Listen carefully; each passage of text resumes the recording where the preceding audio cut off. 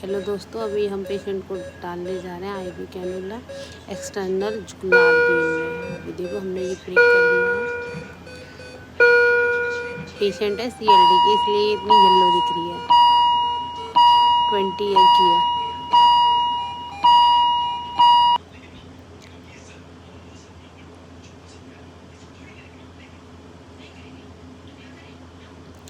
ये नेक को स्टिफ कर रही है, तो इसकी वजह से थोड़ी प्रॉब्लम हो रही है, लेकिन अभी हम डाल देंगे कैनुला।